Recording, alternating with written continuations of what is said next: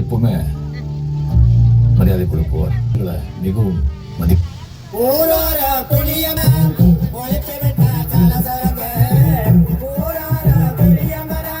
நிறுத்துக்கிறேன்ல பாடுங்கடிதான் என்ன நக்கலா? ஏய் நீ வா, நீங்க வா, எல்லாம் வரிசையா நில்லு. நல்லா இருப்ப வளைச்சு நெளிச்சு ஆடணும்.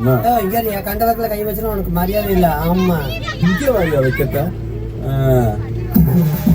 ஏய் அடா